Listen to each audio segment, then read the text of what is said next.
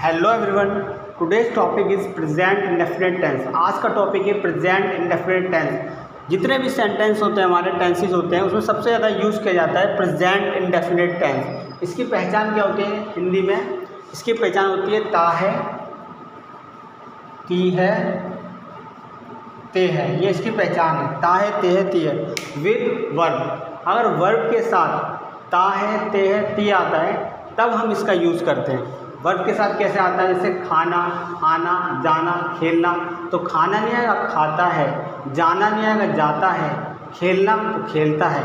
इस तरह से हम इसको आइडेंटिफाई करते हैं हिंदी में विद वर्ब। इन इंग्लिश में कैसे आइडेंटिफाई करते हैं? इंग्लिश के अंदर आइडेंटिफाई करते हैं इसके स्ट्रक्चर से, क्योंकि इंग्लिश में इसका स्ट्रक्चर हमारे पास है सिंपल का है, नेगेटिव का है, इंटरोगेटिव का है, नेगेटिव इंटरोगेटिव का है और क्वेश्चन वर्ड का है। तो इसकी जो हेल्पिंग वर्ब होती है प्रेजेंट इंडेफिनिट टेंस की, वो होती है डू और डज। और डू और डज का यूज़ हम नेगेटिव सेंटेंस से करते हैं। सिंपल टेंस में हम कोई भी हेल्पिंग वर्ब का यूज़ नहीं करते।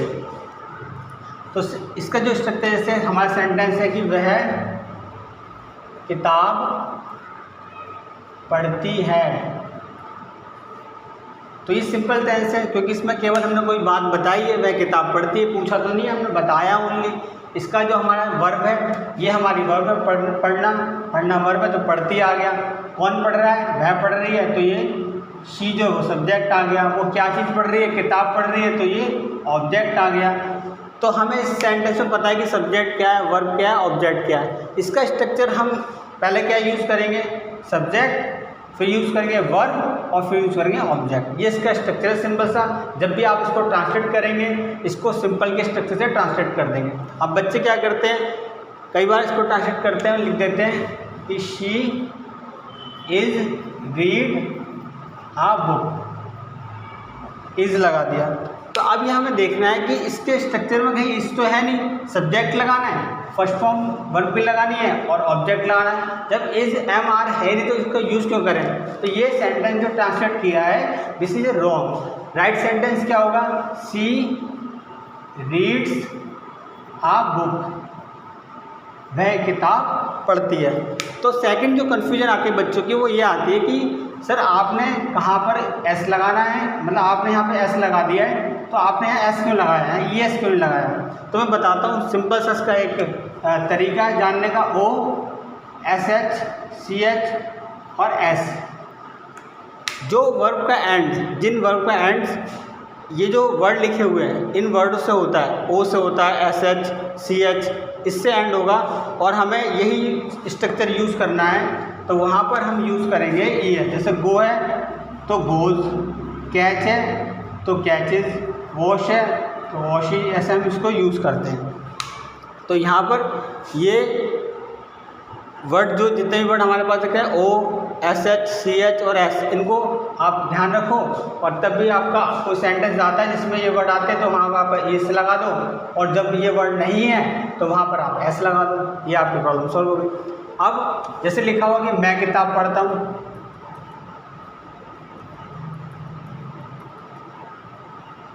अगर यह आता है मैं किताब पढ़ता हूँ तो इसमें आएगा I read a book, because इसके लिए हमने जो स्ट्रक्चर यूज़ किया वो बी स्ट्रक्चर क्या है? Subject, first form of the verb और ऑब्जेक्ट। अब इन दिस स्ट्रक्चर कि हम क्या यूज़ नहीं करते? एस और ई एस का कोई यूज़ नहीं करते। There is no use S और ई एस विद वर्ब। तो यहाँ पर कोई यूज़ नहीं करा हमने, तो ये सिंपल सा स्ट्रक्चर लगाया हमने इसको।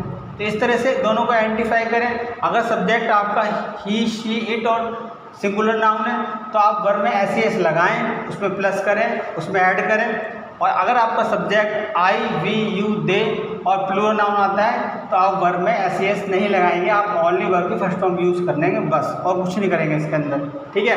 अब इंडेफिनिट का यूज़ क्या करते हैं? आप डेली रूटीन में अपने इंडेफिनिट सेंटेंस यूज़ करते हैं। मैं जाता हूँ, आता हूँ, खाता हूँ, सुबह इतने बजे उठती हूँ, फिर मैं स्कूल जाती हूँ, मैं ब्रेकफास्ट करती हूँ, सब इंडेफिनिट सेंटेंस से बनते हैं। अब इसका नेगेटिव, अगर इसी का नेगेटिव बनाना है तो नेगेटिव के लिए हम डू और डज का यूज़ करते हैं। डू डज का कैसे यूज़ करेंगे? सब्जेक्ट डू और डज नॉट वर्ड की फर्स्ट फॉर्म ऑब्जेक्ट। अब इसी का नेगेटिव बनाते हैं कि मैं किताब नहीं पढ़ता हूँ। अगर मैं किताब नहीं पढ़ता हूँ तब इसका structure I do not read a book. इसमें लिखा हुआ मैं किताब नहीं पढ़ता, I do not read a book. तो यहाँ पे हमने डू लगाया। क्यों डू लगाया? इसका भी ये सिंपल सा रूल वही है कि अगर आप ये याद करते हैं जहाँ पर आप वर्ड की फर्स्ट फॉर्म लगा देते हैं, जब उसका नेगेटिव बनाएंगे तो यहाँ पर हम लगाएंगे डू। अगर हमारा सब्जेक्ट होगा आई वी यू दे और प्लूरल नाउन, अगर ये सब्जेक्ट आता है तो डू लगाना है, और सब्जेक्ट में आता है ही शी इट और सिंगुलर नाउन तो यहाँ पर हमें डस का यूज़ करना है। इस टाइप से हम दोनों का यूज़ कर सकते हैं। कन्फ्यूजन की कोई जरूरत नहीं है, आप इसके स्ट्रक्चर को समझें, पहले सेंटेंस को समझें। जैसे पढ़ता है आ गया, ठीक है, जाती है आ गया, खाती है आ गया, तो इंडेफिनेट है, प्रेजेंट डेफिनेट टेंस, उसका रूल स्ट्रक्चर ये होता है। आप स्ट्रक्चर से अलग जाएंगे तो आप कभी सेंटेंस को सही ट्रांसलेट नहीं कर सकते हो। आप गलत ही ट्रांसलेट करोगे कि इज एम आर का यूज़ कर लिया आपने, कहीं हैज एम का यूज़ कर लिया। जब स्ट्रक्चर में ये चीज़ है ही नहीं तो आप यूज़ क्यों कर रहे हो उसको? स्ट्रक्चर क्या कहता है? Subject first of the verb object, इसका ऐसे इसका स्ट्रक्चर नेगेटिव का स्टेप से आ गया। और नेगेटिव के बाद जितने भी बचे सब में डू डज का ही यूज़ करना है। इंटरोगेटिव है भाई, क्या वह किताब पढ़ता है, तो डू डज पहले आएगा, फिर सब्जेक्ट आएगा, बाकी फर्स्ट फॉर्म आएगी, ऑब्जेक्ट आएगा। इस तरीके से बनाते हैं। तो इसका जो स्ट्रक्चर है वही हमें यूज़ करना पड़ता है सेंटेंस बनाते हुए। Without structures we can't make a right sentence. Sentence तो हम बना सकते हैं लेकिन राइट नहीं बना सकते, उसको सही नहीं बना सकते, वो गलत बन जाएगा। ठीक है, तो सही सेंटेंस बनाने के लिए आपको स्ट्रक्चर को लर्न ही करना पड़ेगा, समझना ही पड़ेगा उसको स्ट्रक्चर को। ठीक है, तो अगर आप इंटरोगेटिव बनाओगे तो सिंपल सा बना लो। यहाँ बना देता हूँ मैं, do you read a book, question mark, क्योंकि क्वेश्चन कर रहे हैं हम।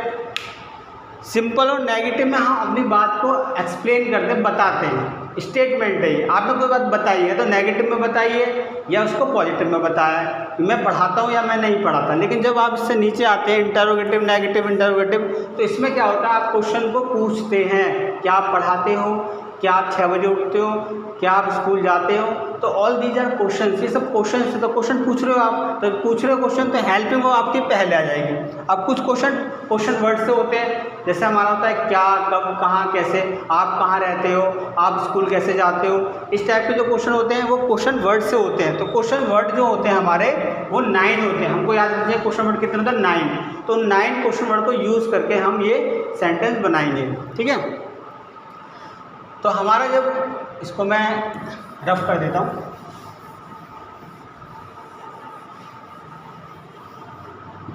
अब जो हमारा क्वेश्चन आता है, क्वेश्चन क्या आता है? क्या आप विद्यालय जाते हो? ये क्वेश्चन आ गया। इसका आंसर कैसे दोगे? क्या विद्यालय जाते हो? किसी से पूछेंगे हम तो सिंपल से बोलेंगे हाँ मैं विद्यालय जाता हूँ, यस और नो में इसका आंसर दे देंगे। तो ये इंटरोगेटिव हो गया। ठीक है, तो इंटरोगेटिव क्या है? इंटरोगेटिव का जो हमारा स्ट्रक्चर है, डू डज पहला आया, फिर सब्जेक्ट आया, वर्ब फर्स्ट ऑब्जेक्ट उसमें लगा दिया। तो do you go to school, question mark. अगर हमने आपसे पूछा कि आप कहाँ जाते हो,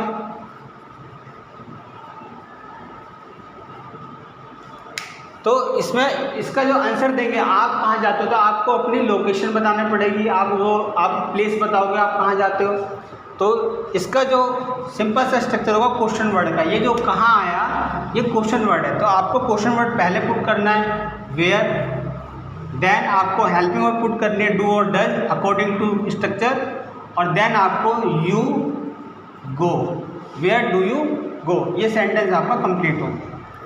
तो in this way you can make lots of sentence in present indefinite tense, और उसको यूज़ भी करते हैं, स्पीकिंग में भी यूज़ करते हैं। और इसको जब हम मोस्टली जो हमारी स्टोरीज होती है बुक्स की, उसमें भी प्रेजेंट इंडेफिनिट टेंस का बहुत यूज़ होता है।